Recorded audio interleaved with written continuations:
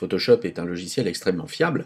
Il est néanmoins possible que vous rencontriez quelques petits désagréments. Nous allons donc faire un tour d'horizon ensemble des anomalies que vous pouvez rencontrer et de comment arriver à les régler de la manière la plus simple et la plus rapide possible. Si vous constatez pour une image que vous ne pouvez pas appliquer certains filtres, ici par exemple, la galerie de filtres est inopérante, elle est grisée, ainsi que déformation et pixelisation. Le problème est très simple, il s'agit ici d'une image qui est codée sur 16 bits et ce mode est totalement inadapté à l'application des filtres de Photoshop. Il faut donc repasser l'image en 8 bits par couche. Pour ce faire, vous allez dérouler le menu Image, vous allez ouvrir le menu Mode et dans le menu Mode, vous allez simplement convertir votre image en 8 bits par couche. Vous aurez ensuite accès à tous les filtres qui ne seront plus grisés et parfaitement opérationnels. Le même problème peut se poser lorsque votre image est dans un mode colorimétrique qui n'est pas adapté à l'application des filtres. Ici, notre image est en mode CMJN, qui est un mode d'impression quadri. Nous allons constater ici que les filtres ne s'appliquent pas non plus. Il suffit, dans ce cas, d'avoir une image qui ne soit pas en mode CMJN, mais en mode RVB. Par contre, la conversion d'un mode vers l'autre posant un certain nombre de problèmes d'application de profil, dans votre stratégie de production, il est très important, si vous pensez appliquer certains filtres créatifs, de le faire en mode RVB avant de faire la conversion en CMJN. Le verrouillage des calques peut également être une source de problème si l'on n'est pas familiarisé avec le travail sur les calques.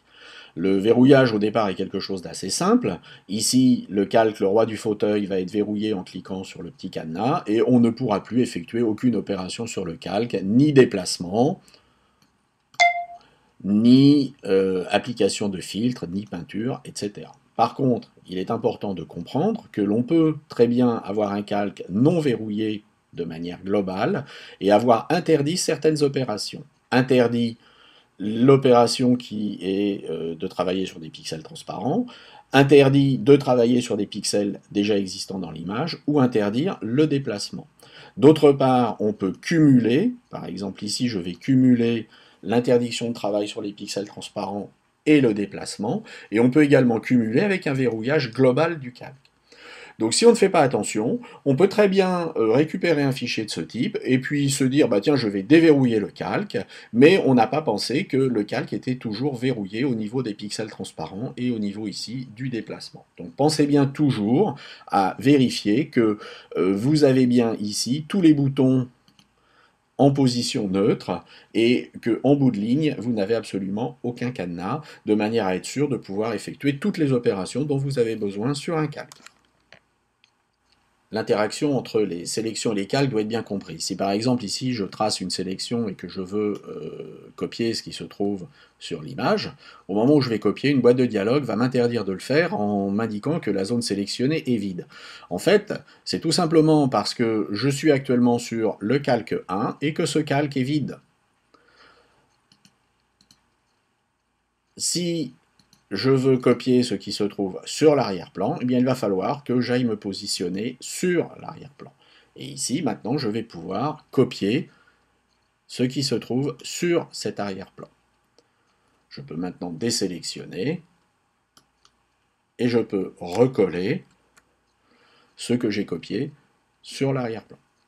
De la même façon, nous ne pourrons appliquer aucun filtre créatif à des calques vides, par exemple. Ici, si je souhaite appliquer la galerie de filtres sur le calque 1, qui est un calque vide, eh bien, une boîte de dialogue va m'interdire de le faire. C'est très simple, on ne peut pas appliquer un filtre puisqu'il n'y a pas de pixels.